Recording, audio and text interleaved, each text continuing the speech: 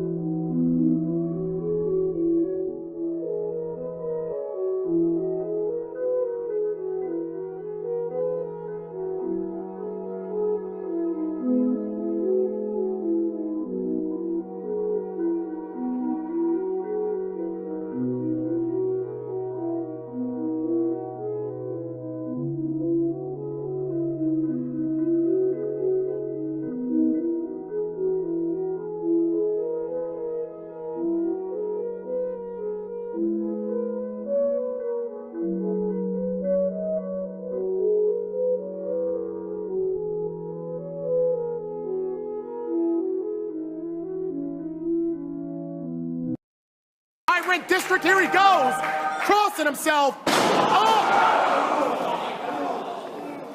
He's done.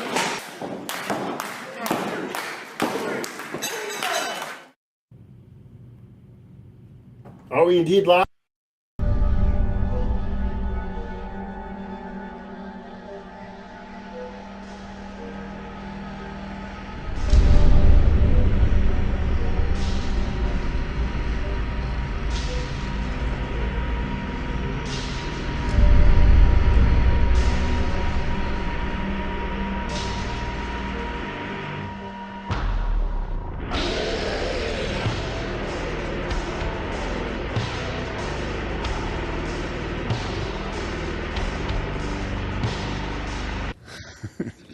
You kind of caught me off guard here. Okay. Now, thank you, Lord. Let me put it very simple. It takes a lot of money to do that. Oh, yeah. Well, for example, that's really none of your business. But, hey, you listening to me? Let me give you another example. And I prayed about it, and I thought, back when, and I might add another thing, too. It's a misunderstanding. I'm talking about the Bible. God, I get excited talking about it because I love it. I had to learn this, the demons. Abraham was very, very well. I learned it from the Bible. There's a foundation in the Bible. Wait a minute now. The blessing of Abraham. Abraham was extremely wealthy, and he had a covenant with God. I'm talking about the Bible. Oh, God, I love this. And I started out standing. My grandfathers.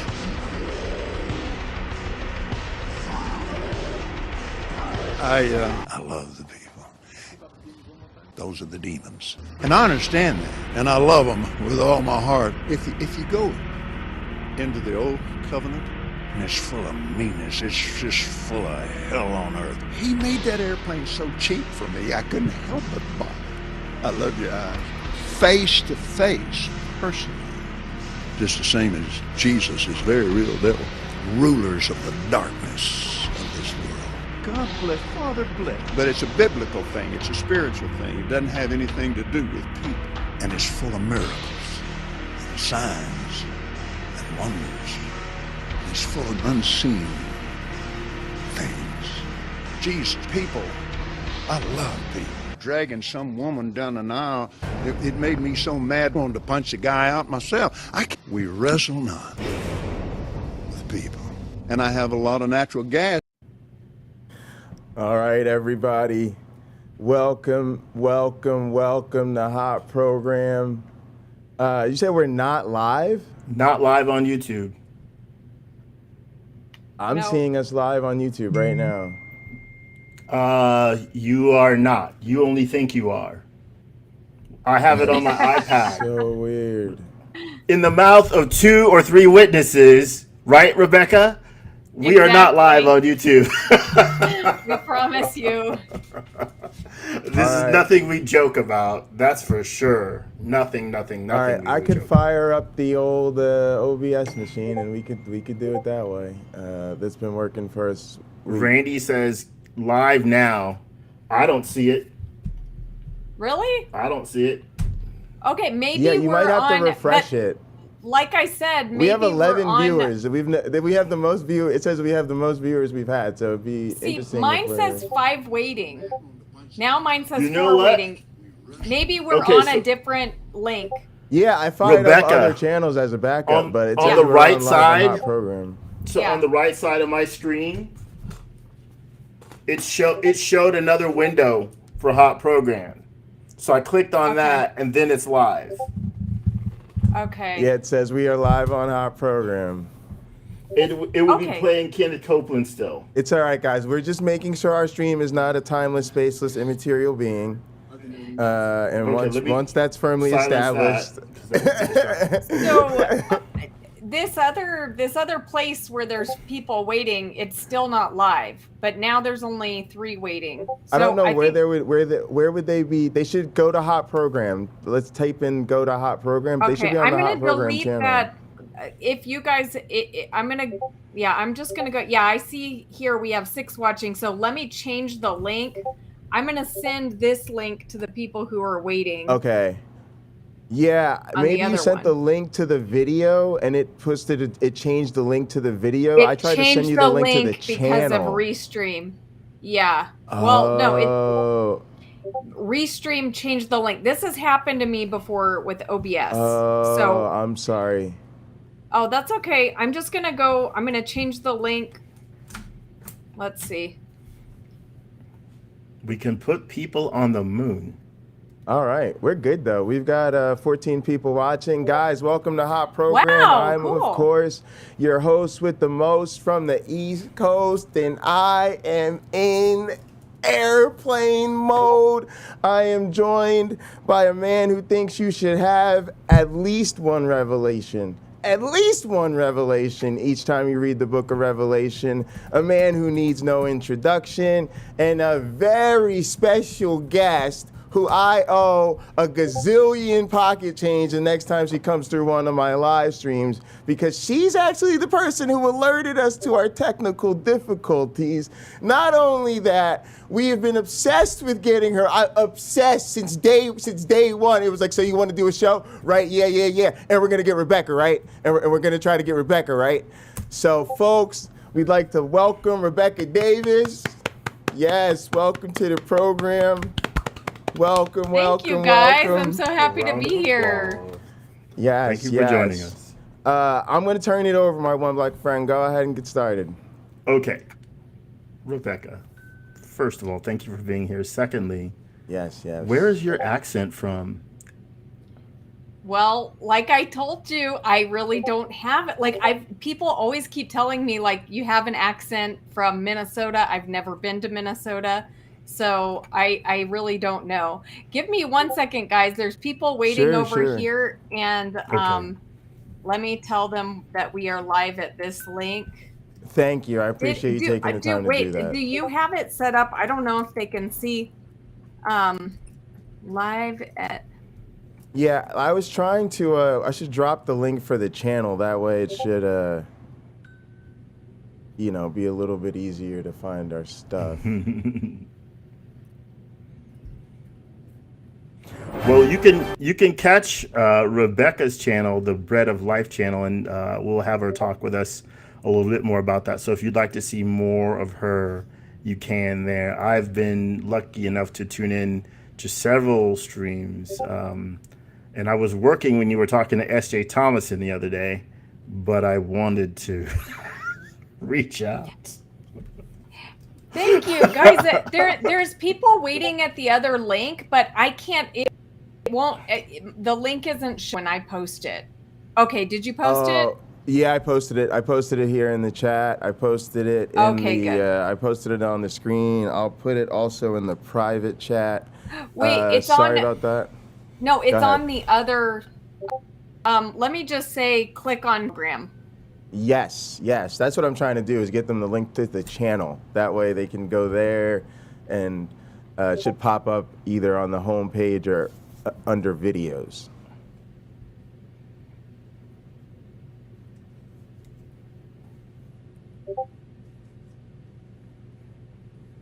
Randy says, KCA Randy says, I miss SJ. How did that go? Rebekah, you want to comment on that? How your collaboration with SJ went? It went great. You know, SJ is, she's a wonderful lady. And, you know, I love connecting with female ministers. And, you know, it's just kind of rare for women to be on YouTube like this, you know, talking about this kind of stuff. So I appreciate those who are. Well, it was interesting to see there were some philosophical disagreements there, and I really admired the way that you respectfully challenged her. I thought that was just great, and I'm like, this Rebekah is really someone special. I appreciate your approach. I try to be the same way when I disagree with someone. Offer non-destructive commentary and non-destructive challenges to you know, maybe things they do or say that I don't necessarily agree with, or even if I'm offering and I think you've done this, a gentle rebuke, just gentle, because it can be done that way, so the person doesn't feel slighted at all. So I think, well done, Rebekah. Thank you. So I can expect gentle rebukes from you today? But not Pocketlocker. Me, yes, of course. Him, no. No, he will most likely give you the same courtesy, because it is exactly that, courtesy. And I think with the internet could do with a bit more courtesy and a bit less nastiness. I think we've all seen our fill of the nastiness that's out there, that's been volunteered left and right by so many people. I don't think it's necessary for us to beat each other up. I don't think we get anywhere doing that. I think that actually is holding us back from the progress we desperately need. So, definitely. Mm-hmm. So can you tell us, well, I think he always wants to ask about the verses. So do you want to do that to get started? Yes. So what are some of your, maybe 3 of your favorite Bible verses? And then as a follow-up, how would you say your Christianity, what in the Bible sort of speaks to your Christianity? Certainly Christianity, like a diamond, is a many-faceted thing. And I would say, how does the light shine through you, if you will? I love that question. Thank you. And there are some passages that I would kind of say are, you know, particularly important to me. So this is a good question. So one of them is Romans 5:19, and it's actually like inscribed on my wedding ring, because this is an important verse for both me and my husband. Mm-hmm. It's, for just as through the disobedience of the one man, the many were made sinners, so also through the obedience of the one man, the many will be made righteous.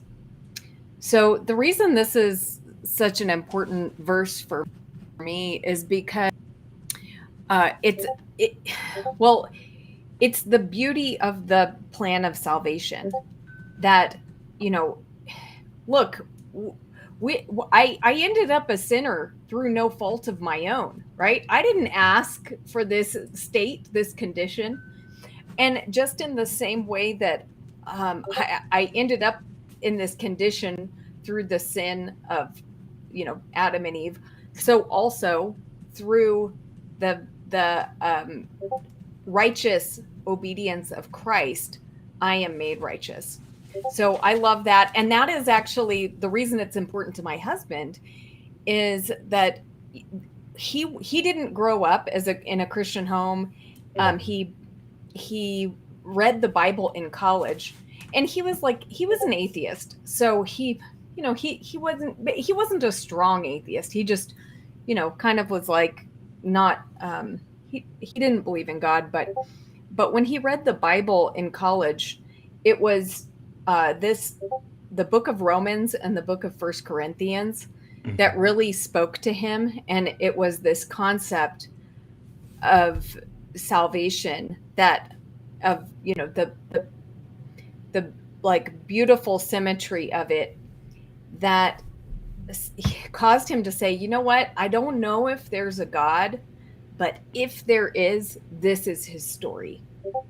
And so, yeah, that was his, you know, that was kind of like his entry point. He grabbed onto this idea and he said, wow, this is like, you know, if there is a God, this is how he would have done it. This is the way.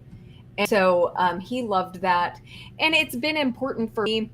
There was about a 10-year period when I feared being rejected by God. And my husband would always get out Romans chapter 5 and read Romans. He'd be like, are we going to do this again? I was like I had covers up to my, you know, chin in bed, and I just don't want God to reject me. And my husband would be like, oh, I can't believe we're doing this again. You're a Christian and you don't believe the one thing that Christians are supposed to believe, that you're saved. And so he would be, here we go, Romans chapter 5. And he would read Romans chapter 5. And then I would, you know, be reassured. So that's why that passage is significant for me. Okay. Well, I think it's a good thing to be renewed in your values. And it's even nicer to have someone there to go, hey, you've not forgotten who you are. I'm here to remind you. That's a wonderful thing.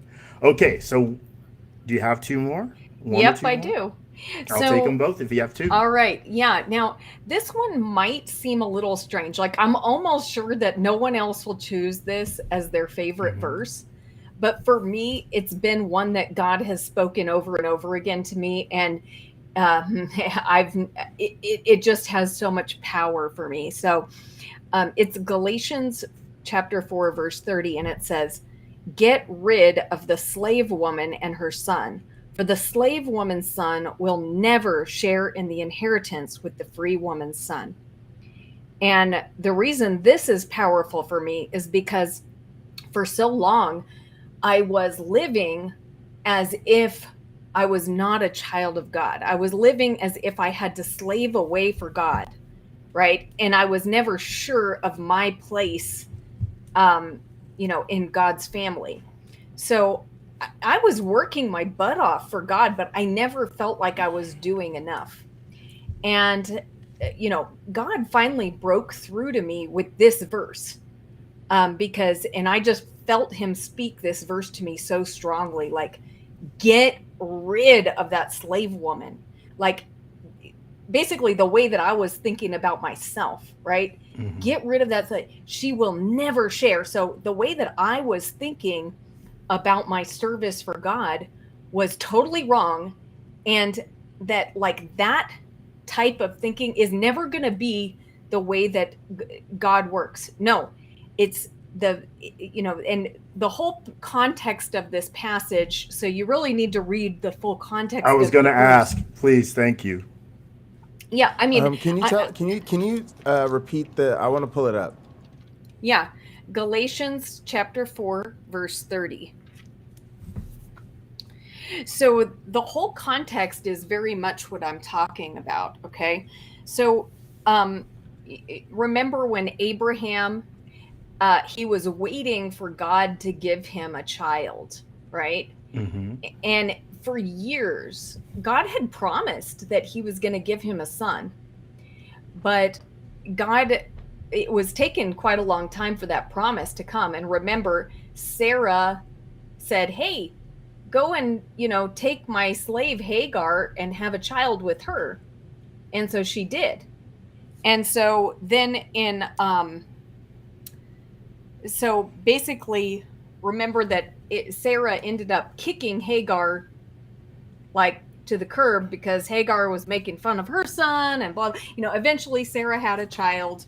But anyway, basically, in Galatians chapter 4, verse 22, it says, for it is written that Abraham had two sons, one by the slave woman and the other by the free woman. His son by the slave woman was born according to the flesh, but his son by the free woman was born as a result of the divine promise. These things are to be taken figuratively. The women represent two covenants. One covenant is from Mount Sinai and bears children who are to be slaves. This is Hagar. Now, Hagar stands for Mount Sinai in Arabia and corresponds to the present city of Jerusalem because she is in slavery with her children. But the Jerusalem that is above is free, and she is our mother. Okay, so let me skip a little bit because I don't want to get too long, right? Again, I'm already almost there, so let me just keep going. For it is written, Okay. Be glad, barren woman, you who never bore a child, shout and cry aloud, shout for joy and cry aloud, you who were never in labor, because more are the children of the desolate woman than of her who has a husband.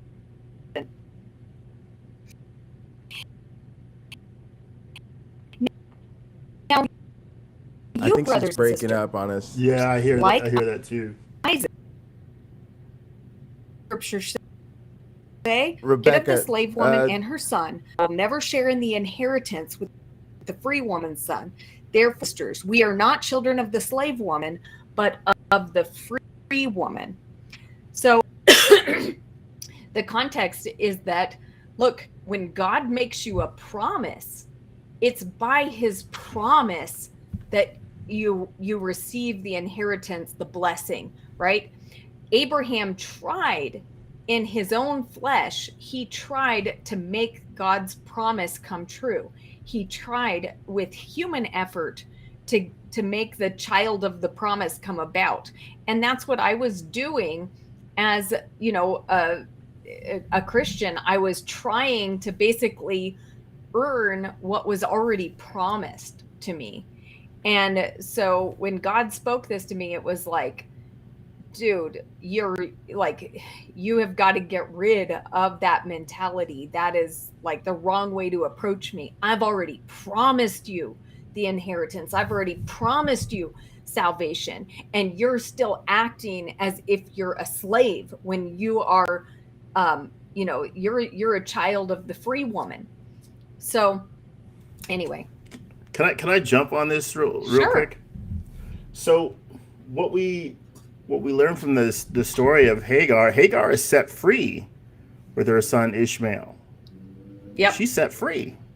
And hold on, that's in Genesis 21, chapter 21 that it talks about it. And it says, I'm going to just skip a bunch.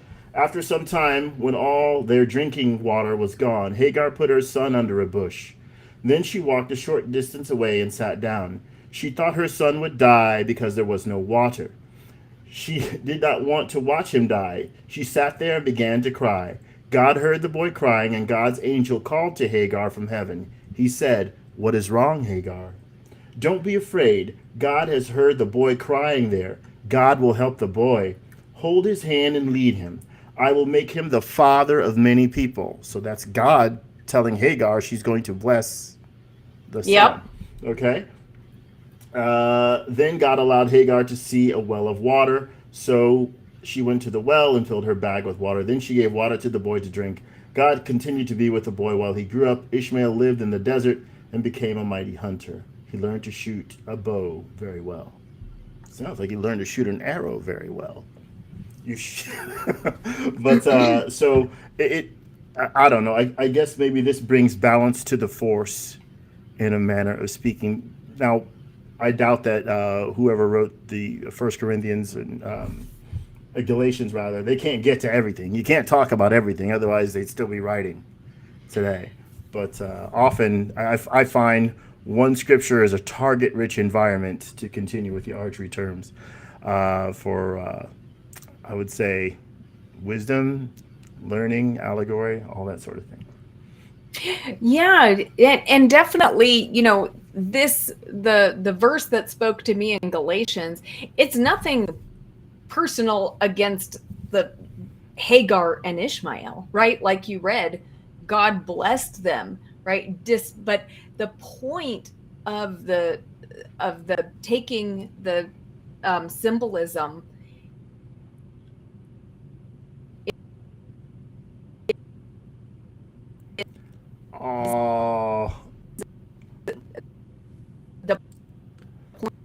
about the human effort. Rebekah, can you try turning off your camera for a second? Sometimes that helps it sort of reset. Yeah. Oh, I'm going out? Yeah. Yeah. It's like you're going in and out. It's not you. I'm sure it's restreamed. Okay. And please restate your point. Please restate your point. We want to know Yes, please. what your thoughts are. Okay. So, what I was saying is, yeah, this was nothing personal against Hagar and Ishmael. God blessed them, and you read the passage where God is blessing them, and so, but the point that is being pulled from to make, to illustrate what's going on in Galatians, the point is that Abraham tried by human effort to bring about the promises of God.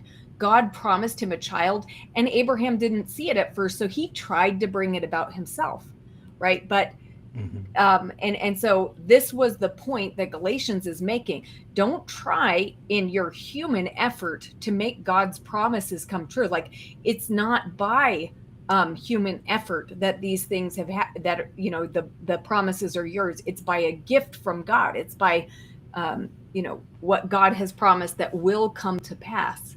So that's what I needed to hear at that time, because I was trying my best to earn God's favor and earn my place in his kingdom. Yeah, I feel like I can't help but comment on the struggle there. And I feel like especially people who are maybe non-believers and haven't been in community with believers for a long time, or people who never were part of churches or never believed, that there's a difference between holding some idea in your mind and believing in that thing, and the sort of life and the intricacies that come with actually struggling to serve God day in and day out, and feel the need to get better, and to never feel content, right? Because you're always, even if you're not sinning and you're feeling good about not sinning, you're oh my man, am I boasting in my not sinning? That's bad juju right there, And it's just really great to hear somebody talk about that. Our guest last week talked about playing on the worship team, and I really connected with him about the lifestyle of preparing those songs week in and week out. And I love talking to my church friends about the walk in their faith and their actual lifestyle as Christians, and I just hear that coming out as an important verse that spoke to you. I think that's great. Do you want to tell us, and I'll pull up the third one? Yeah, the third one is one that's, I think it's probably a favorite of many. I don't know. It's Mark 2:17. It is not the healthy who need a doctor, but the sick. I have not come to call the righteous, but sinners. So I love this one. And because this is when Jesus is hanging out with sinners, and the religious people are like, why are you hanging out with the sinners? And Jesus was like, well, it's not the healthy who need a doctor, right? So I came for the sick people. And for me, that's good news. Because, in the times when I've struggled with, I'm not as righteous as I should be, this is encouraged me that, well, if I was, I'm not the one Jesus came for, right? And I think this kind of actually, this is also an answer. I feel like this is, I'm an evangelist, so I share the gospel, and I've noticed that the number one thing, when the gospel, I love the moment when somebody first gets the gospel, when they first understand it, and they're like, wow, and I've noticed that the first question that often comes to people's mind is, what about all the people who haven't heard this, right? And often it'll be phrased as what about all the good people who haven't heard this message? right? And now, I'm an inclusivist, meaning I don't think people have to hear the message in order to be saved by Jesus. I think it's much better for them if they do hear the message, right? Like, I believe the message is extremely important. It's life-changing. But I believe I'm an inclusivist, meaning I think Jesus can save people who haven't heard the message. Can you just quickly maybe distinguish that or not from a universalist? Yeah, I'm not a universalist. I don't think everyone's. What's the difference? Because I don't know. I don't know those terms. Okay, an inclusivist is someone who believes that Jesus is the only way to salvation. Okay, so we are like orthodox in that sense of, Jesus Christ is the way, the truth, and the life, and no one comes to the Father but by him. But that, we make a distinction that, hey, it's not our knowledge that saves. It's Jesus himself who saves, right? And Okay. he can extend his salvation to anyone he wants, right? It doesn't have to be someone who directly heard the message and confessed Jesus as Lord and put their trust in him. Like, he can see people all over the world. He knows their hearts. He knows who wants to be part of his kingdom, and he can extend that salvation to anyone. And so, I believe that many people who've never heard the gospel, and some of them who have heard about Jesus but have not accepted them because of cultural barriers, religious barriers, I believe that they can be saved. Okay, so just by power of his will, his choice, Yeah. Okay, great. I was just gonna quickly say too that I don't find that passage quoted a lot. And when I in my head go to the gospel, I go to like the go and make disciples of nations.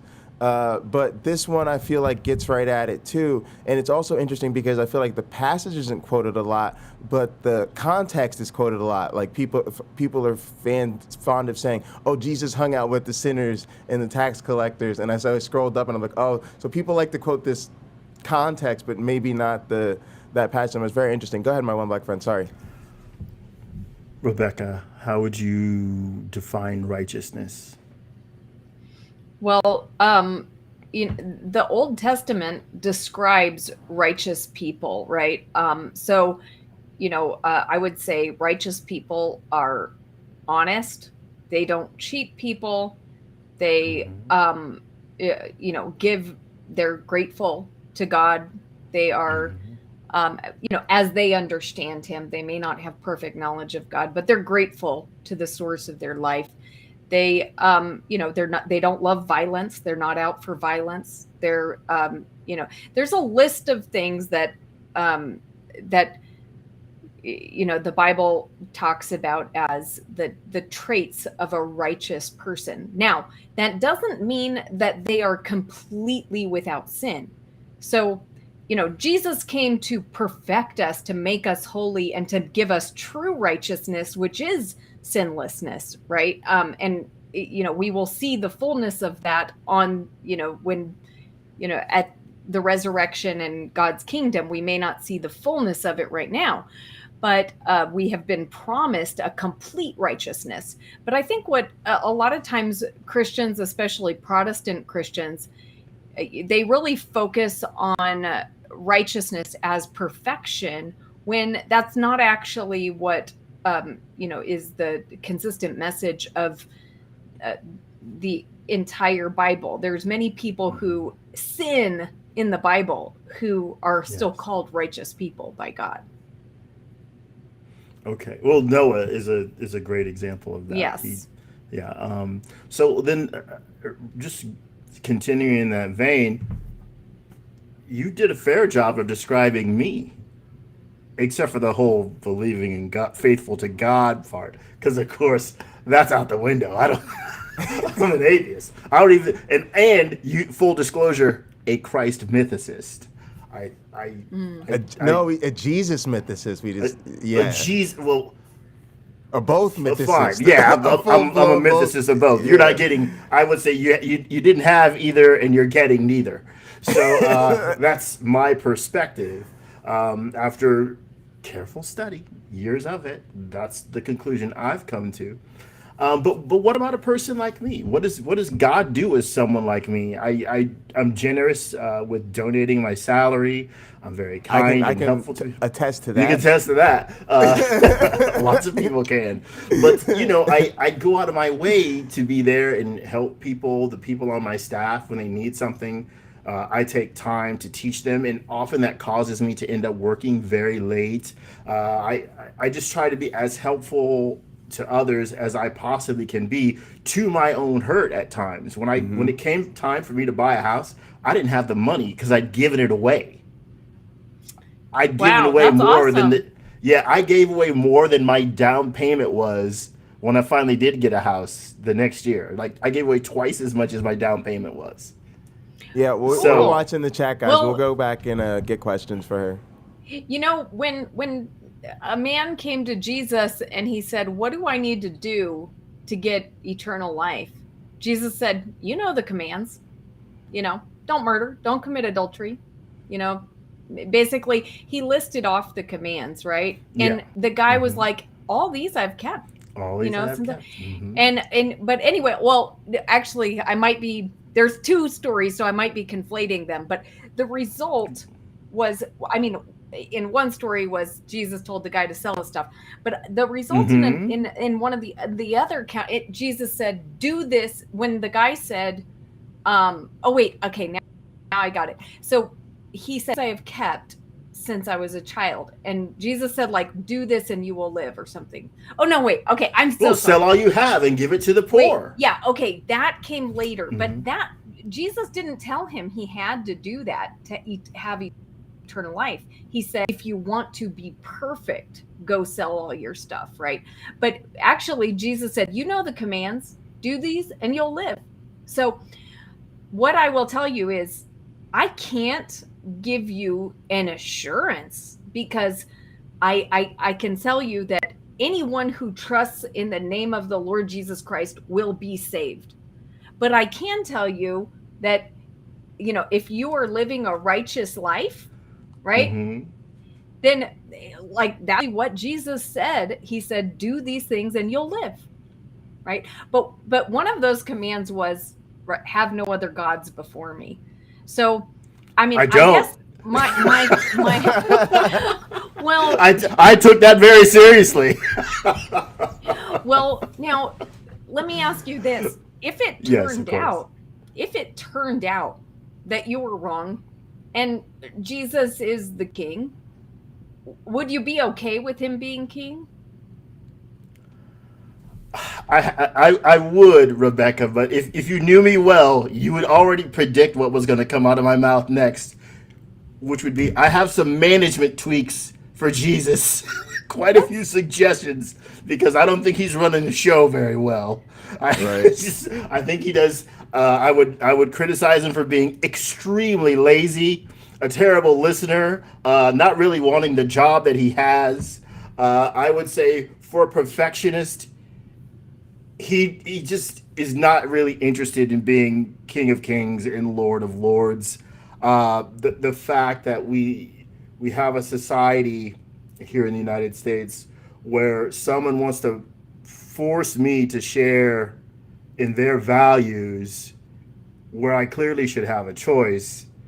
Is it opposite day? We're supposed to be free people, so I don't want to murder anybody. I don't want to steal your things, but also, like, my body is mine, and you can advise me not to sin, but should you be able to force me not to do what I don't want to? Things I want to do.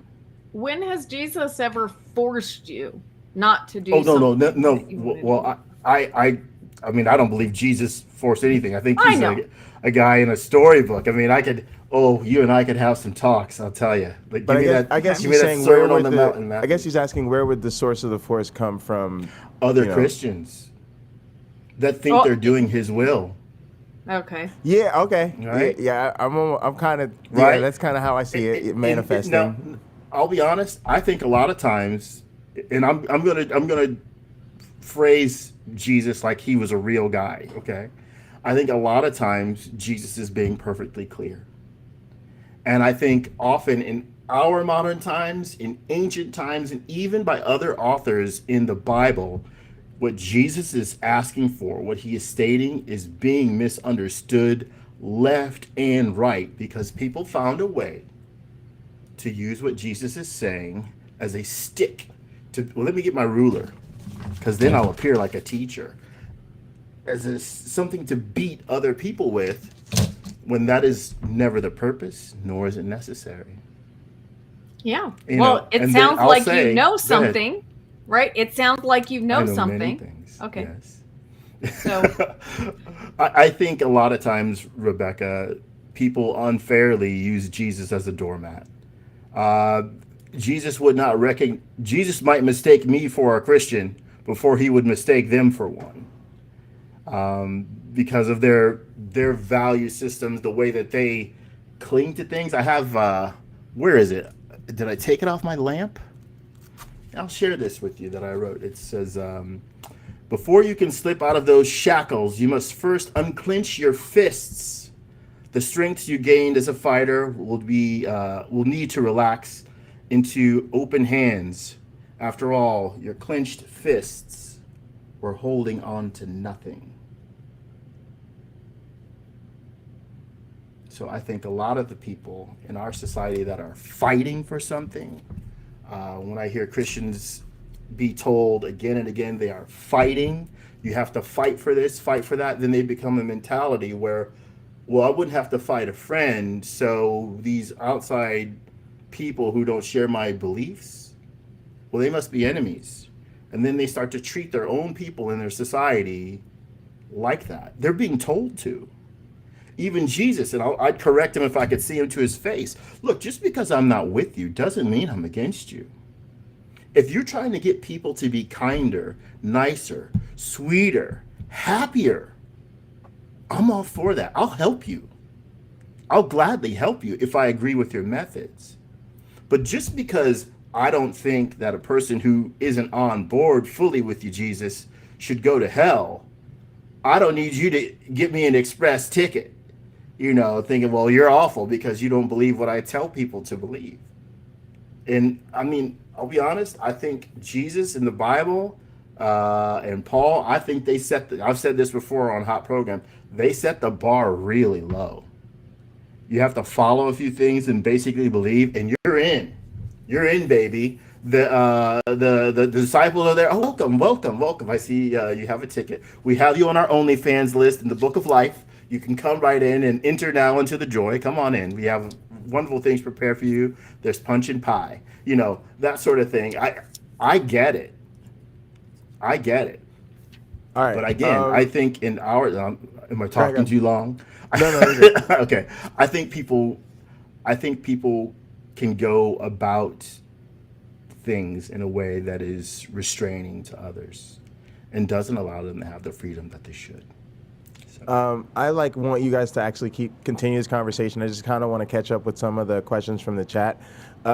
So let's, Rebekah, if you can, just try to answer these as quickly as you can, and if I have to respond, I will too. And I just want to put that out there so that people understand that the brevity isn't you. I'm just asking for that so we can get through more questions, because I appreciate all the questions in the chat. So, question quickly: why do you fear God, and is it healthy for a child to fear God?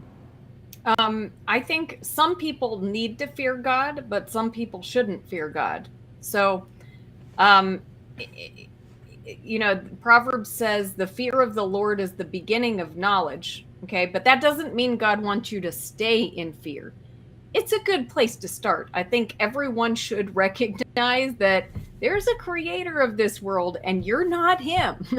And so it's a good thing to recognize the kind of power that you're dealing with and the mind and the, what's going on with reality. So fear is a good place to start. But, 1 John says there is no fear in love, and perfect love drives out fear, because fear has to do with punishment. Those who fear have not been made perfect in love. So I think once you know Jesus Christ and you know the love of God and you know that you're a saved person, then fear should no longer be a driving force for you. You should not fear God because you've been saved, you've been cleansed, you have a promise from God that you are part of his kingdom, that you're an inheritor. So fear you shouldn't fear like being punished by God. He's not, he's not out to get you. So there should be no fear for a child of God. But for those who are on the outside, there should be some fear. When I was a Christian, I felt that way too. And I felt like I was totally in God's family. And when I heard about that, it was sort of like, oh, fear of the mean old man. But like, if you really get to know him, he's just like a sweet, doting father. And I feel that way sometimes with my teaching mentor. Like he's really, like he sets the bar really high for our students. So they think he's like super strict and like difficult. And I'm like, oh no, that's the dude who like hosts barbecues and is like the sweetest, mentor ever. And then beyond that, I also felt that that term fear was just kind of misinterpreted, that there was like a healthy fear. Like if we were married, I would have like this healthy fear of like, oh, I don't want to like slip up because I don't want her to be disappointed with me, or like I want to make sure I keep the fridge organized a certain way because like if it gets a certain way, she gets frustrated, right? And it's not like I'm scared she's gonna hurt me or be mean to me. It's just like this, fear is a kind of simple way of expressing like a certain kind of respect, you might call it, right?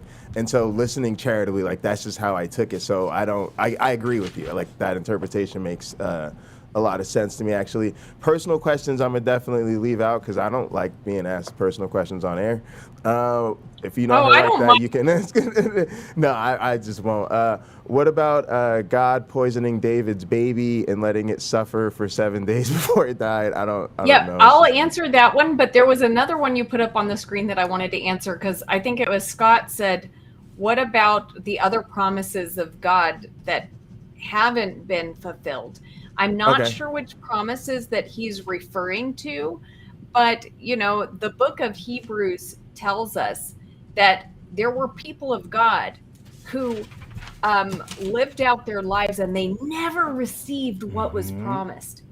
But that, this happened that together with us, that these things may be fulfilled. So it's not that God's promises have failed, but there are times when God's promises, we will not see them in this lifetime, but we can trust that he will fulfill them. Like he hasn't forgotten his promises. Also, what about all the fulfilled promises that are unrecorded? And then also, again, I think there's value just to promise. Like, if you would ask me as a Christian, like if I got sick with like cancer, and you would ask me like, do I have hope in the promise of a cure? I'd be like, yeah. And you'd be like, well, do you really think they're going to cure it before you? I'd be like, I don't know, but there's something to me in the promise of that, right? Like the very idea that, I don't know, maybe there will be a miraculous cure tomorrow, and I'll sign up for the trial, and that certainly has some value to me living through this. That not having any hope is just like, not preferable. So like, again, this is the thing that when I was a Christian, I wrestled with these same issues and I didn't really find it too troubling, right? Like I just was like, oh yeah, people don't always understand the value of promise the way I read it. But Jay, may you be healed in Jesus' name. Scott says, but now Scott answered my question. He said, God promised Christians would do greater miracles than Jesus. When did that happen? Scott, that is happening right now. And there are Christians who have raised more people from the dead than Jesus did. There are Christians who have healed thousands more people than Jesus did. And that promise is good right now for anyone who believes. God is a God of miracles. He has not changed, and he is working in this world right now. There's no shortage of God's miracles, but you know what God needs for miracles? He needs miracle workers. He needs people who are willing to be the person. If you look at every miracle in the Bible, God doesn't just pop off and do miracles. He does miracles through people. Moses raised up his staff and the Red Sea parted. Elijah laid on the widow's son and he was raised from the dead. God does miracles through people. So you have to sign up to be a miracle worker if you want to see the miracles of God here and now. And that's another example of the undocumented promises. Go ahead, my one black friend. My mother's been in a wheelchair for almost 20 years. She's been a Christian pretty much her entire adult life and part of her childhood. Yeah. Okay, so she had a doctor. They did a surgery on one knee and it screwed it up very badly. Another doctor did a surgery on the other knee and it screwed that up too. So why can't God, because she's prayed for this to be healed, she's had people in the church get involved, she's still in that chair. I go visit her and I'm saying 1 foot in Jesus' name. Believe May me, she be that's healed in been Jesus' requested. name. And I know. But let me tell you this one, my one black friend. And I'm just having so much fun with your name here. That's why I'm here. But have you heard of Delia Knox? Okay. No. How's that spelled? Delia Knox is a Christian. Look it up later. I'll send you the name later. Delia Knox. Thank you. She was a Christian, okay, who was in a wheelchair, paralyzed for 23 years. Okay. She cried out to God for years for healing, and she didn't see it. And she got to the point where she gave up. Like, she did not want anybody to pray for her. She did not want, she basically gave up. But then, some years back, maybe 10 years ago, at a revival service, an evangelist prayed for her and she got up out of her wheelchair. She walked, and she's been walking ever since.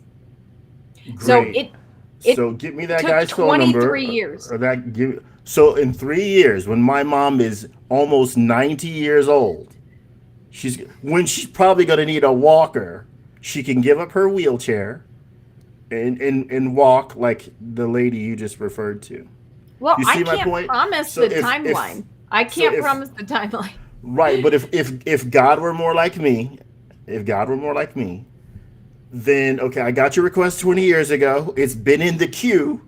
We're gonna handle this. And since I have all this power over the universe, I'm gonna make this retroactive, okay? So it'll be like I heard you back then, right?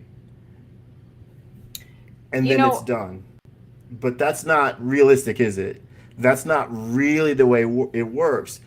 It is. I'm assuming I can knock on any Christian's door and ask them a similar question, and they have an example like you, and I can be happy for that lady who she could leave her chair behind and walk on her own. I'm happy for that lady, but I want to be happy for my mother too, that the utility of her legs has returned to her, and they're not just an aesthetic part of her body now that she can't even use beyond getting in and out of her chair, in and out of the shower, on and off of a toilet, right? Yeah. We clearly see people who have fully functioning legs and can even be remarkable gymnasts or really fast runners. They have that ability. My mother, I don't think she deserves what happened to her, right? But She evidently, doesn't. her grace, the God's grace is sufficient for her. When you have awful people who are walking around murdering people, shooting them, going into stores or school and shooting them up, why couldn't God put those people in a chair and make it hard for them? But that's not what we see. That's not what we see. Yeah. So I would say, isn't it more likely that if God exists, if I grant that God exists, that he's not really interested in my mother basically being a shut-in and unable to go drive and see friends and things like that and see her family, that everybody has to sort of come to her. She can't, when I go to her house, like, you need me to do this for you, do that for you, get this for you, that. She doesn't even get in the car anymore. She used to. But that's where she is now. There would be no justice in a God that treats people worse than he treats my mother. And on that level, and yet that's what we see. My mother is one example. There are billions more. Is she a believer? She sure is. And so she's still walking. She's still hanging on She's to the walking promise. in the faith figuratively, She's hanging on to the but promise. she's rolling in the faith in her chair. Okay, yeah. Yeah. Yeah. All right. rolling in the So- faith. So if she's able to maintain her faith despite being in the chair, I'm sure if she's maintaining the faith, it disturbs her that her son is not in the faith because of her in the chair as one of the reasons, right? I have amazing comebacks to all challenges from my family about this Jesus stuff. Seriously, They don't even want to. They don't even want to come here with. I'm sure they don't. My one black They friend. You know don't. what I'm remembering though is that What's I that? genuinely, when I was a believer, I felt that that was just part of God's plan. I felt like I didn't always have answers to these things, but I felt like I didn't. That wasn't necessarily my responsibility, but I also did sort of buy into the idea, it's part of the reason I didn't buy into faith healing, because it's garbage. Well, yeah, but not necessarily that. But I bought into the idea that sometimes God used suffering, that sometimes there was this beautiful story of a person who was dealing with the human condition, the sickness, the death or whatever, and they would be hanging on to their faith. An example being my grandmother. My grandmother got diagnosed with cancer. She's survived to this point, but I remember when, we first found out or whatever, and I'm saying the wrong thing. I think it's colon cancer. Okay. And when we first found out, you're worried. I was a lot younger and everything. And I remember that she just kept serving the church, kept serving the community, kept, visiting the other sick people and doing the whole thing. And, obviously she went to the doctor and got the best care she could and all of that too. And I remember just feeling so inspired by that, right? Mm-hmm. And so what I'm saying is I was sort of opposed to faith healers because they robbed people of that, the sort of joy and beauty, again, hanging on to the promise that God would find a way to express in the suffering. And I know that's hard to hear, and when I hear that now as an atheist, I'm like, no, I don't buy into that. But I'm just being honest, I did feel that way when I was a Christian. Well, for what it's worth. And you both can answer this.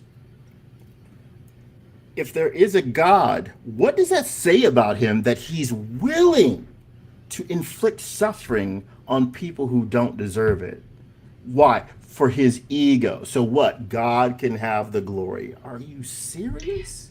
If we knew, if we had neighbors or friends that were like that, could we stay friends with them?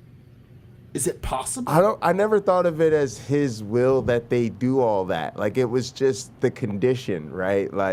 It wasn't him sitting up there being like, I want this person to do that. It was just this person has the condition, and then as an expression of their free will, they still want to glorify God. I don't know. I'm not saying it makes sense to me now. Clearly, it doesn't make sense to me now. If it did, I'd be a believer. but it made sense to me in a way then that I want to grant charitably to people who might be feeling that way now and say, it's not unreasonable to me. Well, I think this issue, and there are Christians who promote the idea that everything that happens is all for God's glory. I completely disagree with that. And I don't think your mom's sickness is from the Lord. I don't think it is the will of God. But the way that I see it is that God is not in control of this world. There is nothing in the Bible that tells us God is in control of the world. The reality is this is a spiritual battleground. A lot of bad stuff happens that is not God's will. That is why we pray, Father, may your will be done on earth as it is in heaven, because God's will is not always done on the earth. Now, your mom, she may be experiencing this attack from the enemy right now. And you know what? That may continue until, she's in glory with Jesus. But she also could get healed tomorrow. We are in a spiritual battle. We are battling real spiritual forces, powers of wickedness in the heavenly places, and also human evils. And so we don't win every battle, but we know that we have a promise that we have the ultimate victory. But I am not going to say your mom that God wants her to be, in the wheelchair. If that were true, then she'd be in the wheelchair in God's kingdom. But, you know, God tells us that there's not going to be any sickness. So, Rebekah, so I appreciate you sharing this, actually, because I think this is what I was hoping. Like, this has gone way better than I could ever hope for, and you're expressing a lot of things about your theology that I definitely didn't know, and so I'm definitely glad we got into that. I want to touch on this question.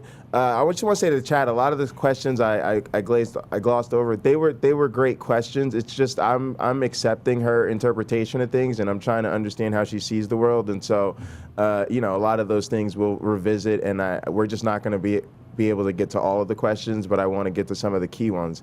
This is one I think is great because I think your scripture touched on this, right? That you hang out with the sinners, you hang out with the atheist a lot on your channel, you spend a lot of time with this community. I think that's consistent, right, with that being your favorite scripture. But I guess I want to hear a little bit more about how you got into that, because that's kind of how I discovered you. So how did that whole thing get started, and how do other people in your life, like your family and friends, feel about it? Yeah, thanks. That's a great question. Well, it kind of happened by accident because I started my channel just to share the gospel and mostly like directing it toward my community at that time, which was mostly Muslim and other Christians and stuff like that. Yeah. I would have never known that. Oh my goodness, that's wild.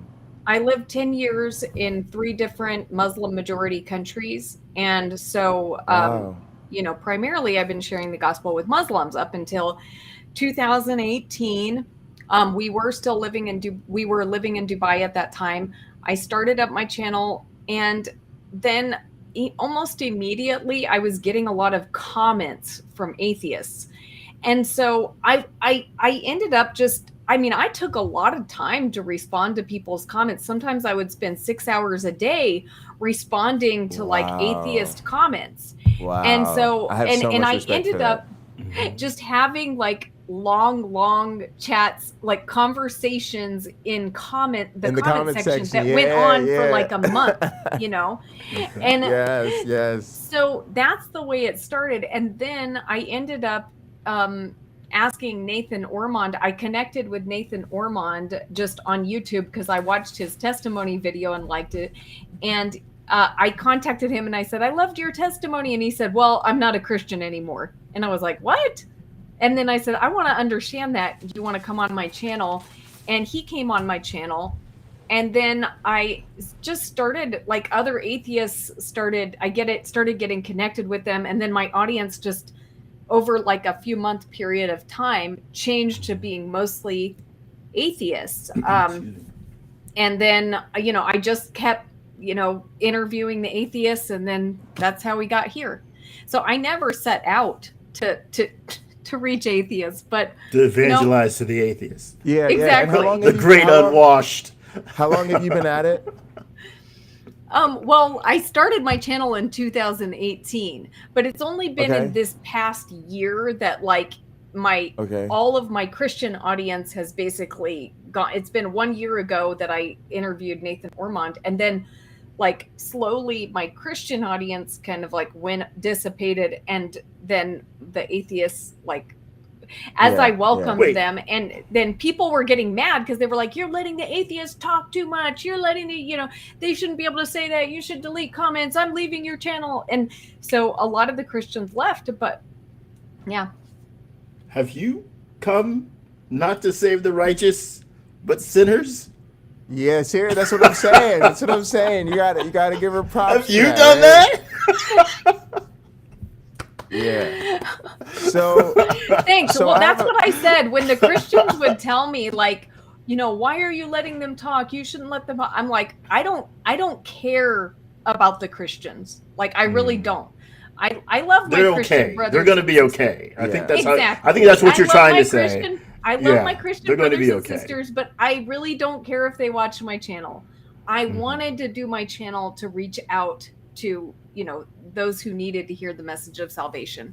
So that's great.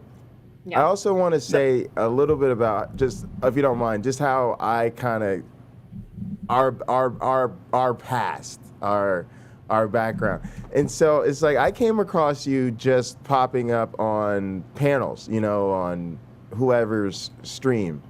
And then I felt like I wasn't one of the cool kids because you like knew everybody and I didn't know anybody. And then you hung out with Danny or something in real life. And I remember I got super jealous. I was like, oh, I want to hang out with Rebekah in real life. And then subsequent to that, I found your channel. And so I liked and subscribed. And so I'm, essentially one of your fans and one of the random atheists from the comment section of your videos. Cool. Thank you. But also, also though, like, I want to say that like I'm a streamer and like a broadcaster. Like I love doing this. I love living in studio and being live and streaming and making videos. But there is something to all the technical stuff that has to be dealt with. And I feel like a lot of guests and a lot of hosts and certainly a lot of other content creators, like their heads explode with the technical stuff. And you have been cool as a cucumber. Yeah. Rebekah's just been like, oh, by the way, your stream's not live. Not worried about the alerts going off, not fazed by the chat. And when it gets active, it's super fun, right? But it's also overwhelming. There's no way to respond to every question or respond to every comment, but you are there, multitasking. She's paying more attention to our comments than we are. You know what I mean? So I have a certain degree of respect for how good you are at this, you know what I mean? And it's like, I just want to give you props for that. And I also want to say that you're a lot of fun, right? Like we get along on these things, we go back and forth. And I remember even people reacted, because I was live streaming when you like booted me for going at Sal or whoever it was. And I was like, yeah, guys, this is what happens, but we do this all the time. I've put my MyOneBlack Friend backstage for no reason. It's just part of the streaming culture. And I said that to people. She didn't kick me out of the studio. I didn't go anywhere. I was still there in the private chat, right? So Rebekah's cool. She knows how to deal with this. She knows how to handle herself. There's no beef between us, right? And I know you're a young Earth creationist. I've always known that. And so even though I kind of reacted to finding your Examining Evolution channel, like how could she put this, I mean, what would I expect your content to be, right? So I recognize that was me being caught up in my feels. So it's all good. I've loved having you on. This has been so much fun. And MyOneBlack Friend, I'll turn it back over to you. I just wanted to acknowledge that and get that stuff out there. Thank you, Jay. Before we're done, I want to get this young Earth business. We got to have a talk about this, because in Genesis 1, okay, there's some stuff you ought to know. I know there are a lot of questions in the chat, and I don't really look at the chat. So Pocket Locker, can you kind of bring forth those questions? I'm starring some of them that we can come back to. Okay, Rebekah, what should God be doing for people on Earth? Or does God owe us something? I don't think God owes anyone anything. So I don't think there's a what should he be doing. But I think God he loves people, and he is doing things for people on Earth. Okay. If you became God tomorrow, like God says, Rebekah, I can't do this anymore. I've made a lake somewhere with awesome fishing, and I'm going there to be by myself. I want you to take over. Here's my chair. Here's my rod. Here's my staff and my other staff of angels. If you need something, just tell them, or you just do it yourself. It's up to you. But Earth is now your dominion, except for my fishing hole. That's on me. So what are some immediate changes you'd make? Well, first of all, I'd be frightened for the world, because I think it's probably in better hands with the creator than it would be with me. But if I was just in charge, I mean, I'd probably immediately kick Russia out of Ukraine. I'd make sure all the, people in Yemen had food to eat. I would, just probably bring down some lightning on a few people, maybe more than a few. All right, yeah. Yeah. No, Rebekah, can I say this? I've called out God on stream before as a gag. Like, I do the pro wrestling thing, so I was cutting a promo on God. And I literally said, if God wasn't such a punk, he'd strike me down, right now. But honestly, if he live stream zapped a couple, trash talking streamers like myself, I gotta give it to you. That would really send I a wouldn't message. Zap you, Jay. I wouldn't zap you. Wouldn't get I'm just saying, I asked for it. I did ask for it. So if he just said, hey. No, you wouldn't get lightning yet. And God's a woman now, folks. It's time to mix it up in that prayer walk of yours. Things are getting a whole lot pinker around here. All right, so, I don't like. So I don't Iron like. Chair here ask a question. I think next we got to set something up. We're not big enough to take super chats, but we've got to figure out something so we can sort through some of these questions. How many times can a person commit adultery, and will they be forgiven every time if they repent and trust in Jesus? I'm gonna just say if you're a believer, yes. But go ahead. What do you think? Yeah. As many times as you commit adultery, you can be forgiven. So you know how when Jesus came, when the disciples asked Jesus, how many times should we forgive people? Up to 7 times? Jesus said, no, not 7, 70 times 7, right? And so, and basically, I don't think it's limited to that. I think it's basically he was giving them a keep on forgiving. Now, if he expects that from us, then how many times is he forgiving? And so, what the cross accomplished is complete forgiveness of all sin. So, if you are a person who is trusting in Christ for salvation, you can be absolutely certain that your sins are forgiven no matter how many times. Do you also think sin is relative? I used to think sin was relative, meaning that for a lot of people, smoking weed was a sin. Because, they just think that it's against God's will and God would want to punish them for it. So they thought it was missing the mark. Whereas for me, I sort of had an understanding where I didn't think God had a problem with me smoking weed. So for me, it wasn't. So in other words, some missing the mark could be relative. There wasn't necessarily one standard. God could say, I have this standard for MyOneBlack Friend. I've got this other standard over here for Rebekah. And I've got this other standard over here for Jay. Or do you think there's just one standard for everybody in terms of behavior, I guess I'd say?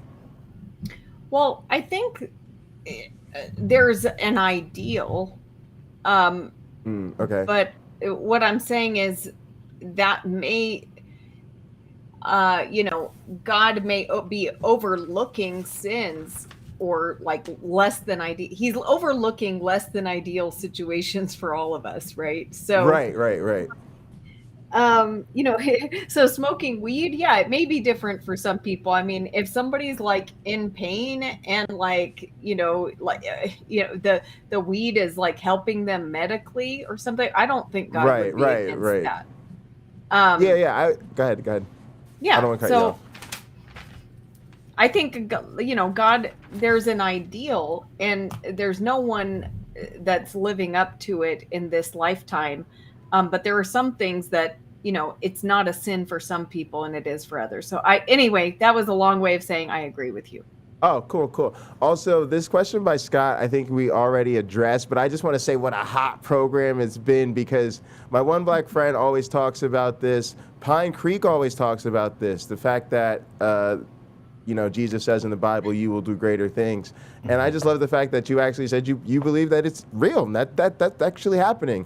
And God has no obligation to do so to the satisfaction of scientists or YouTube viewers. So I'd go that far too.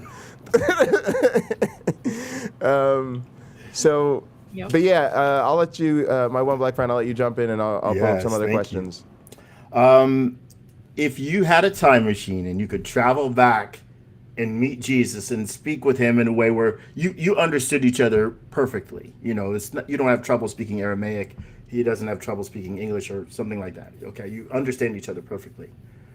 What are some things you would sort of nudge him and say, make sure you tell the people this? Are there a few things you'd have him add in to make sure that the guy writing everything down also wrote your ideas down too? What would those things be? If Well, any. I don't think I would add in, but I would probably take out. Really? Yeah. So, like, where Jesus is like, all right, you guys, before I told you not sword, but now if you have a sword, bring one.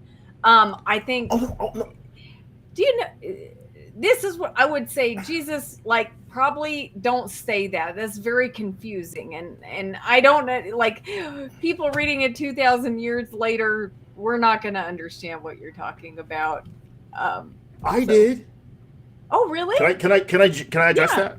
Yeah. So you'll notice before that moment, they were having Passover dinner. Part of the Passover ritual is for people to gird themselves. So they put on their weapons. Right? Oh, really? And when Jesus, yes, so when Jesus is said, if you go back, I think it's in Deuteronomy, I will find it and I will get that to Pocket Locker to get it to you.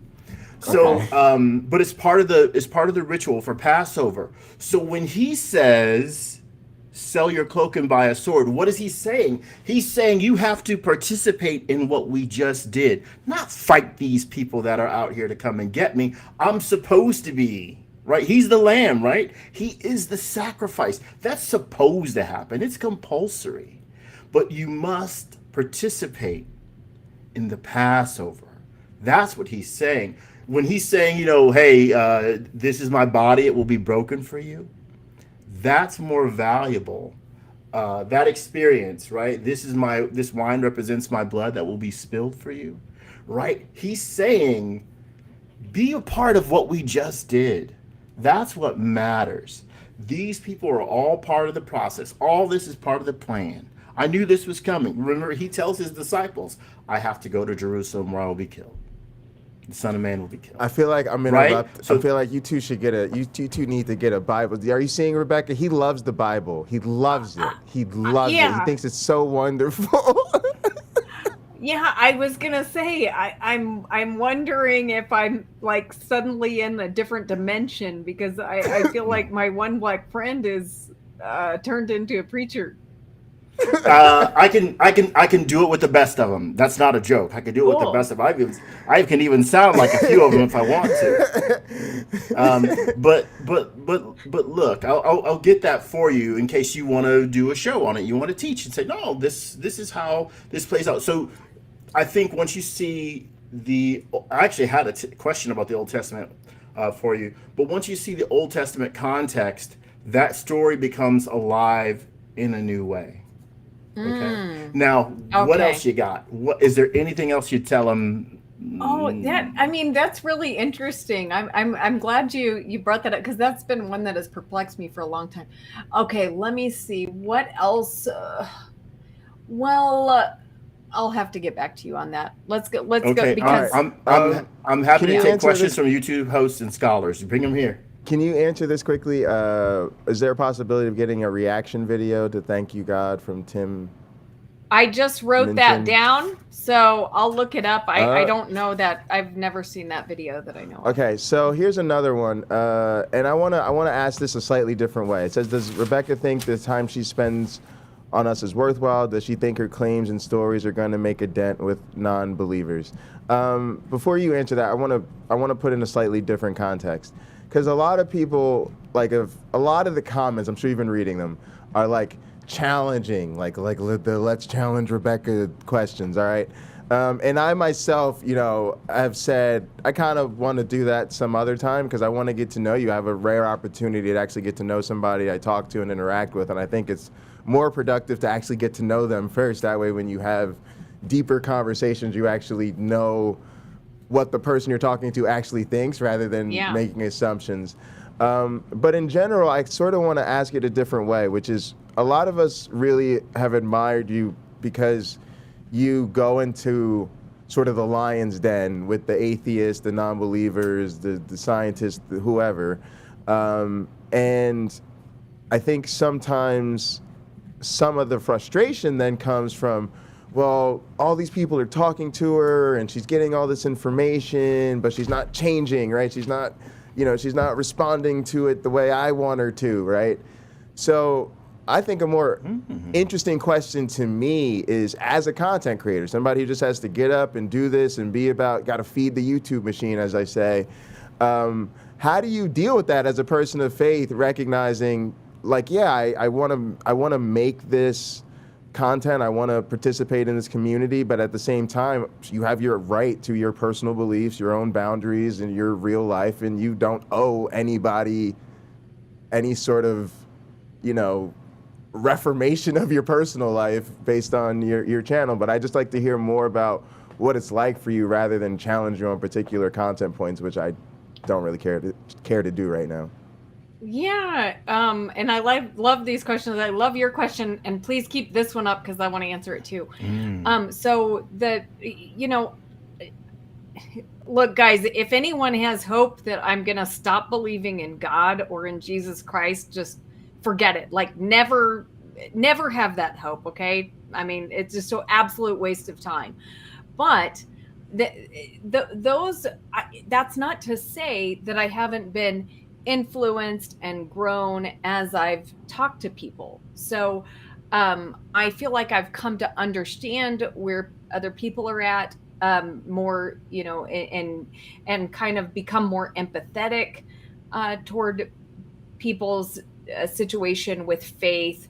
And also, I've never been into philosophy, but I've kind of been dragged into it with this. I've learned a little bit, just a little bit. I'm not trying to say I'm like so good now or anything like that, but I mean, I've engaged in pretty serious conversations with people, and I feel like it has grown me as a person. But abandon hope of converting me away from Christ. So much of what you said, I just want to say I completely agree with. Like, I feel like I've learned a ton from this community, right? Like, and about the same things. Like, I didn't know anything about philosophy till I started, consuming this content. I've learned a great deal from it. I could totally relate to your experience of kind of getting involved through the comment section and the live chats. I always say my origin story is that we're people from the comment section and the live chats. We're super chatters and all that type of thing. And also, to be honest, I feel like I'm willing to engage. Even when you started like talking your story and evangelizing, I just felt totally confident and fine with that. I was like, yeah, I want this to be a safe space for people to evangelize. You can come to Hot Program and you can evangelize all you want.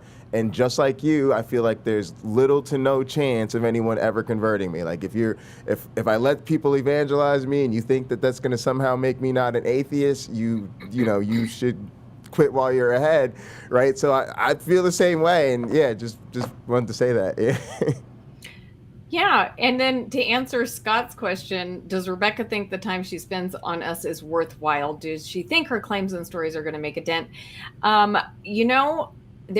There have been times when I've some despair, okay? But in those times, God has spoken to me very clearly that this is what he wants me to do. So, do I have hope do I believe the time is worthwhile? Yes, I do, because God has spoken clearly about it. I don't think God would waste time like that. So, and Jesus has made some promises to me about this. So, this endeavor. So I am praying that those promises may be fulfilled. What are those promises? Well, I don't know. Should I share this? I would like to know. Inquiring minds. I have to think about it, because sometimes, God tells you things and he doesn't, it's not for everyone to know. But yeah, I'll think about it, and maybe I'll talk to you guys about it at a future time if God gives me permission.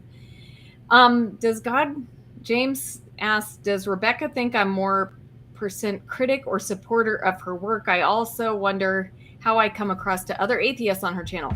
James, I think you're very supportive. But what I mean when I say that is I recognize that there are things that in my theology and things that you're critical of.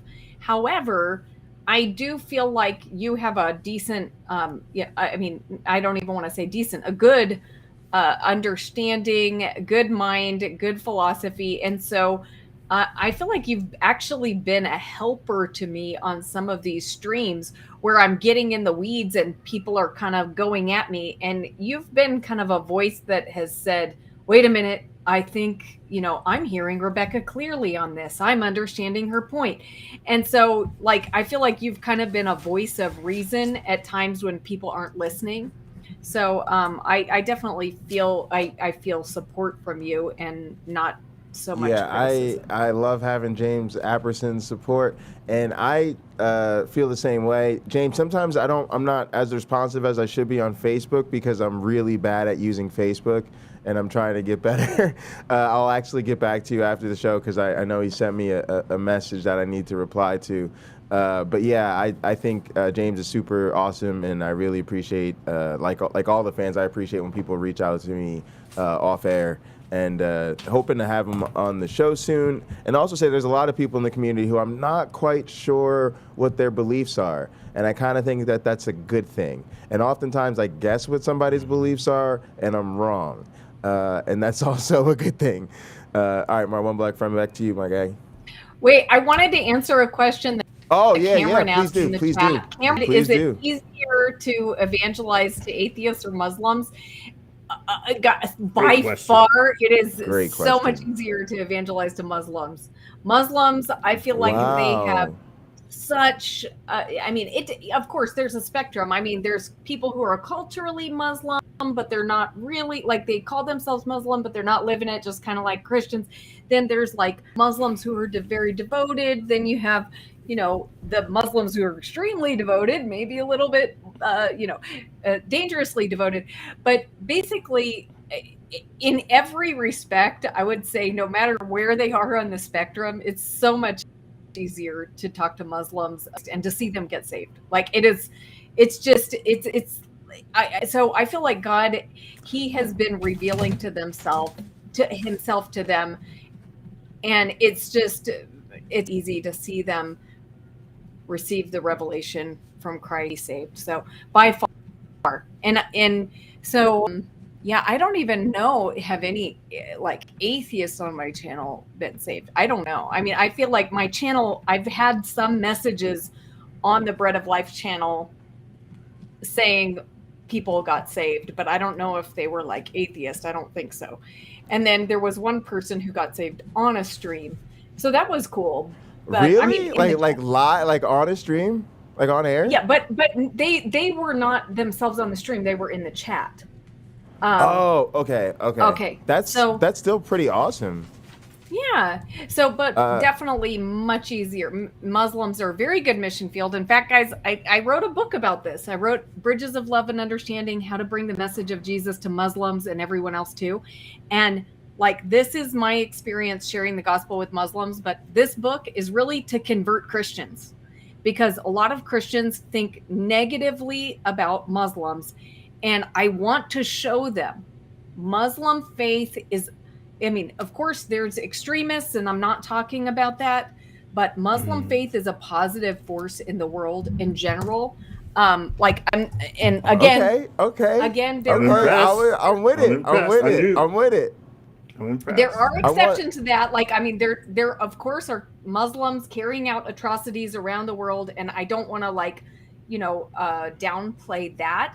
But I'm just saying, 10 years of living in Muslim majority countries, being completely surrounded by Muslims, I have just grown such an appreciation and respect for Muslims. And some of them are so much more devoted to God than Christians. And so I just want Christians to understand who they're dealing with when, it's not the Muslims that they see on TV doing, the horrible things. So I was going to ask you quickly about all right, so confession, I'm starting a bunch of YouTube channels, and the motivation's pretty simple. I like doing this, but at the same time, I don't want them to like overlap. Like, if me and Tux do something real crazy, I don't want that to reflect negatively on me and my one black friend, right? So it's nice to keep things. But I was wondering, like, for you, what was the motivation for starting your second channel? What has that experience been like, and how do you go about, any crossover between them if you, or not? Oh, you mean examining evolution? I have 3 Yeah. channels because I have Bread of I Life. only knew about 2. See, I'm new to the game. Well, you might not know this one because it's in Persian. So it's a What? Persian channel. It's a Bread of Life in Persian. So I do a Bread of You Life speak Persian. Farsi? Is Yes. this show not fire, y'all? Like, are you Shatori. not learning new things on this program right now? What? Stop. Why is this happening? Oh, wow. Now But I don't know a lot. That's all I know. That's all I know. That's all because I was working near a falafel place, and the woman there sold lots of Middle Eastern food, and I said, "Teach me how to say hello, please." And she was so nice enough that she would do that, and that's all I know. I know how to say hello in a few languages, So Yeah. but I never learned more than that because I was quite busy there. The chat is impressed. Also, they're asking for links to your other channels. But yeah, talk about starting the other channels and what that's been like. Yeah, so I actually started the Persian channel before I started the English channel. The Persian channel, you can find the link on my Bread of Life channel. If you scroll down to the bottom, it'll show my other channels, and so you can find the Persian one. Okay. And then Examining Evolution is also there, and I started that one because I have always been passionate about this topic of evolution because it was a major stumbling block for me when I was a teenager. Okay. And it was one of my big questions that I needed resolved. And so I know that many Christians believe in evolution and they reconcile that with the Bible. That's fine for them. But the reason I care about this topic is because I do think many people believe that we could come about by natural processes and develop into what we are by natural processes, and that keeps them from the knowledge of God.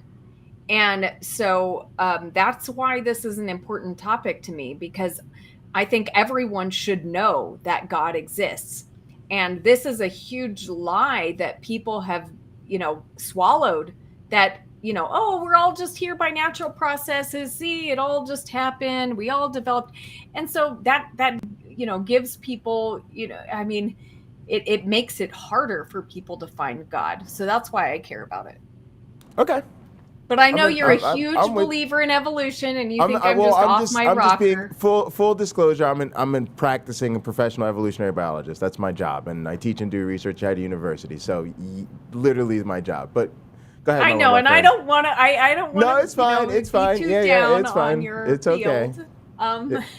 Rebekah, since you can come on my Examining Evolution channel for an interview. I was going to ask. There you go. If you'd let me do that. Yeah, if you let me do that, that'd be awesome. I'd be honored. I'd be honored. And both of you guys are welcome.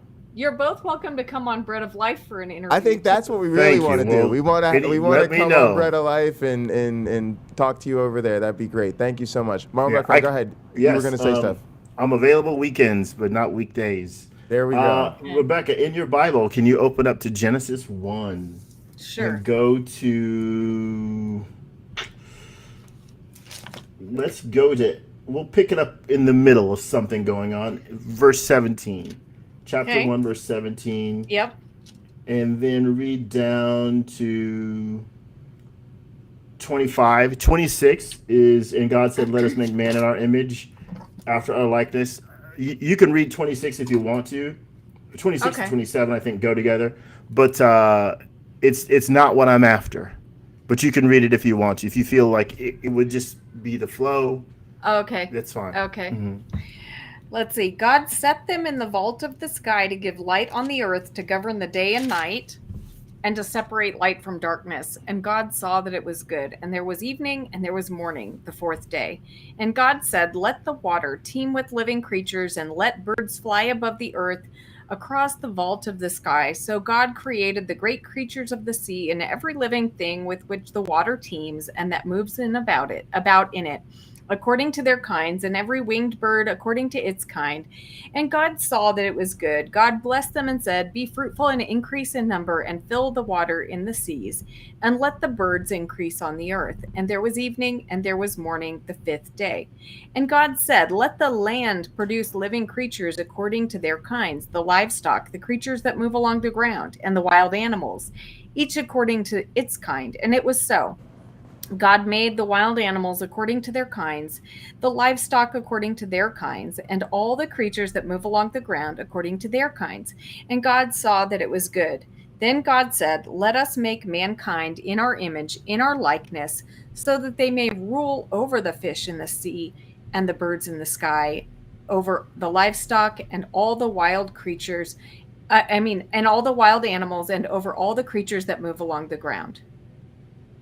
Is that where you wanted me to stop? Yeah, that's good. So, and thank you for reading that. If we jump back up to 20, verse 20. Okay.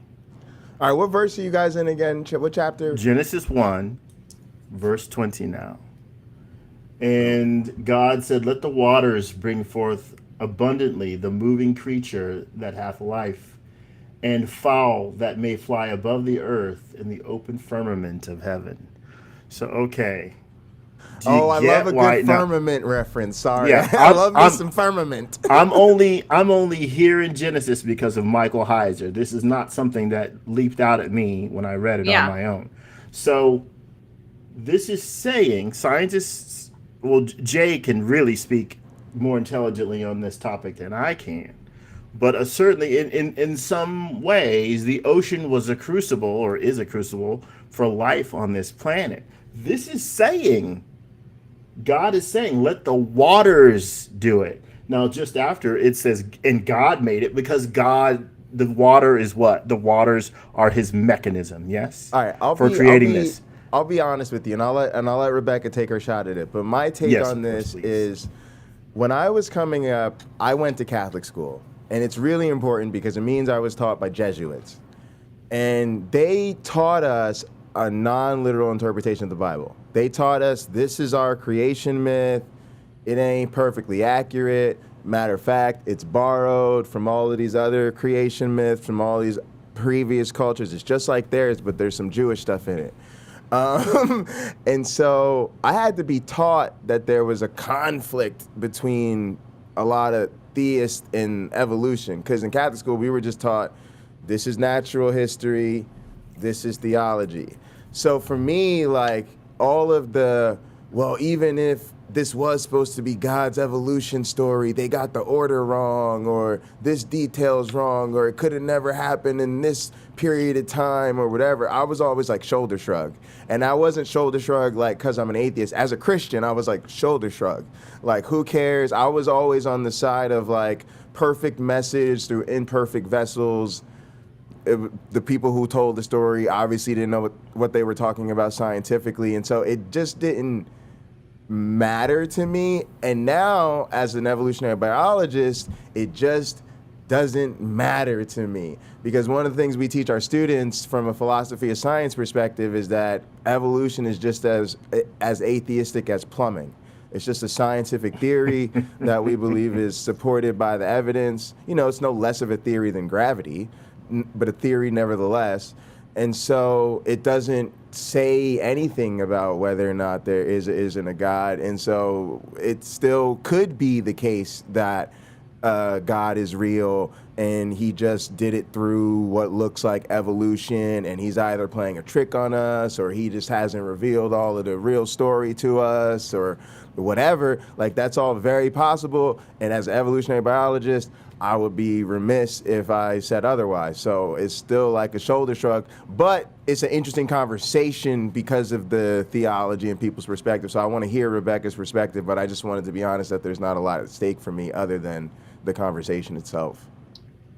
And, you know, I understand that perspective. And that's that's why I said, I don't care what Christians think about evolution. If Christians believe in evolution, fine. I don't even touch that. Like, I don't want to talk to Christians about evolution. the reason I care about it is because not everyone is like you. Not everyone is shoulder shrug, and I wasn't. Right. Because now I'm being taught, at home that, this creation story, and I'm being taught at school this story of evolution, and I'm going, these stories don't match up. Something's wrong with this. Like, this does not match up. And so for you, I it's about still putting feel other... that way. Look, I still feel that. I've heard all the explanation. Rob, I don't know if you guys know Rob from Apologetics and Michael Heiser. Yeah. So I've heard all of their little. Yeah, and Erica, I think, right? But I'm sorry. And look, if I really thought evolution, if I it was actually historically accurate and scientifically accurate, then maybe I would be able to find a way to reconcile it. So my problem with evolution started out as a faith problem, right? Like, it started out as a Bible and evolution. How do these work together, or is one wrong? But now my problem with evolution is scientific. Okay. So what I mean by that, and I have to separate my young earth creation from my disbelief in evolution. Okay. These are two different things. Those are separate issues for you. Okay. Those are separate issues because my young earth creation is very much part of my faith. So rooted what in I'm the Bible? saying is I think there's some pretty good, there's evidence against young earth creation. I also think there's evidence for young earth creation, but at the same time, the reason I believe young earth creation is because of what I read in the Bible. Now, the reason I don't believe in evolution is because I don't think it is good science. And even if I wasn't a Christian, I would not believe in evolution. Yeah. So and that's kind of my criticism. Come for me. Mm-hmm. And we'll save the in-depth conversation for your channel, but that's kind of what I feel like on the other side. That's what I felt like with Taylor. When I said Taylor's trash and you didn't like that in the comment section, that was not meant to be Taylor's a trash human being. It was meant to be this is really bad science. And from my perspective, she's an awful scientist, right? And so I'm saying the same thing. You have a scientific critique. You don't think that the current consensus amongst evolutionary biologists is good science. So you think that reflects either deficiency of those scientists as the way they practice science or a deficiency of their scientific evidence, but you're saying you scientifically don't think it's up to snuff. The same way I'm thinking a Taylor is just, homegirl, this is not going to cut it, right? So I definitely see that, and I think that that's nuance. There's a meaningful distinction there because a lot of people don't say that. They say because of the story in the Bible, right, the evidence has to correspond to that, and that makes it a very different confines that you're dealing with if that's what you buy. I've heard somebody tell me that it's a trick, right? Because they're committed to the Bible says it has to be this, and this is what people see, so God's playing a trick on us to test our faith. You're not committed to that. You're saying, I'm just getting young earth creationism from the Bible, and then over here, I don't think the evolutionary account is good enough, and so you don't have to have a dishonest God to reconcile the two. Right, exactly. I mean, I think you articulated it well. Thanks. I want to see if there's anything else you want to get to MyOneBlack Friend before we wrap up. And I think, are we all on board for round 2 at some point? Yeah. I'd love it. Yeah, this was fun. This was fun. Yeah, this was great, guys. And thanks for promoting this. And yeah, we got to put her book up there too. On our next broadcast, we should begin, with her book. Yeah, we could talk about the book. Give her a little promo for her book. Please, yeah, guys. that'd be great. Yeah, that'd be great. Let's do that. I can send you my book on PDF, but I don't like reading online. If you send me your actual address, I'll send you a paperback of my book. I'll buy it. Yeah, we'll buy it. Yeah, we'd be happy to. We'd be happy to. Thank One you. of our YouTube buddies wrote a book, y'all. Yeah, that's pretty cool. Also, Like, I just want to say you've been great, like I said, about the technical difficulties and everything. I appreciate the chat and the fans for bearing with us. Also, it speaks to the strength of Rebekah's community that they'll kind of hang in there and stick with us. And y'all, plot twist, Rebekah's a better streamer than I am. Seriously, she's just an ace. She is an ace at this. Experience matters. We're new to the game. We are trying to grow here and get some practice in, but you've been marvelous. Like, really, really, a lot of respect. I have a humble admiration for your ability to juggle all of the tasks and stay focused during a broadcast. It's really, really impressive. So go ahead, my one black friend. I'll let you close this out. Sure, and thank you. This goes back in time a little bit in this broadcast. Have you ever, you mentioned talking about people and someone converting during one of your broadcasts. Have you ever personally baptized anyone? And if so, what was that experience like for you?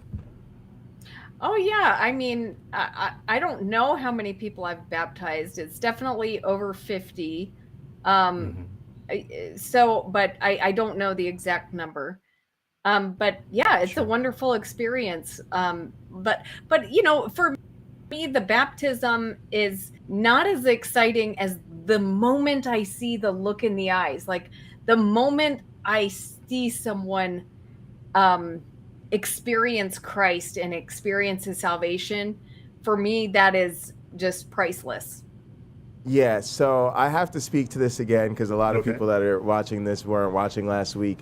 But as a drummer in a church, I was playing at a church before COVID started. The only reason I'm not is because of COVID. It has nothing to do with my church. I love my church. Even as an atheist, I love the baptisms. I was always there for like the conferences and the retreats, but there was nothing like the baptism. In my church, we always did them in a huge house. It'd be like a big party. There'd be like 200 plus people there. And we would do it like in the garage, and we would dunk them in the water in the tub, and everybody's like around singing and doing the whole thing. And you got to understand that even as an atheist, it doesn't matter. The difference in your belief does not matter in that moment. You are a part of their church community, and these are your friends. And this is a huge moment in their life. When they look back at their life, at the moments that were big, it's going to be like their wedding, their birth of their children, their college graduation, and then when they got baptized. And their parents and their best friends come in from all over the world, and everybody's crying, and it is it's amazing. It is amazing. I'm trying to watch my mouth in front of the lady. It is amazing. It is so cool. And so I always tell people, if you don't understand, you're just not about that cult life. You just don't understand what it's like to be part of a community like this. So I'm going to speak to it. You don't have to be a believer. It's an awesome, awesome thing. And you're just happy for your friends. And if you're atheist and you have believers in your life, learn to celebrate those moments with them, because you can take your friendship to the next level if they say, oh, I can include you in my religious celebrations. I don't have to exclude you. You're not going to act weird. You get it. You can be a part of my life. And then maybe you have even more conversations with them, and you meet other people in their life as well. So I just wanted to put that in there. Rebekah, close this out. Tell us other stuff you want to plug, anything else you want to say, any other questions you want to address. The floor is all yours. Thank you. You guys have been so gracious and wonderful. This has been really fun. I do want to respond to something in the chat. YouTube Punk said, oh, is she allowed to do that as a woman? And then someone else responded and said only women are allowed to baptize. I mean, women are only allowed to baptize other women. Well, I've baptized many men, and it's not so. You know, there are different traditions depending on your denomination or your religious, the branch of Christianity. Of course, if you're Catholic, then only the priest is going to be able to do that. But, within Protestant Christianity, there's a variety of perspectives. I am a part of, I just call myself a Christian, but basically I'm an ordained minister. But what my understanding of the Bible is that anyone who's a disciple of Christ can baptize anyone.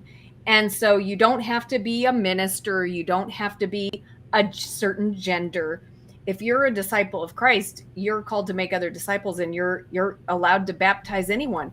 And so there's absolutely nothing in the Bible that puts any restrictions on anyone for, like Christians, like women or anything else baptizing other Christians. I mean, baptizing people to become Christian. So just wanted to clarify that and say thank you guys for having me on. This is wonderful. And I want to set up a time to bring each one of you on individually. And I want to ask you, awesome. Your stories Awesome. and your experience and stuff like that. You just want my one black friend to talk trash about me behind my back. No. I see. I get it. I see what's going on. What can I do to you? What could I do to you that you haven't done to yourself? So just leave it right there. Wait. Also, can I get a little love? Oh, you guys can't see, man. I have on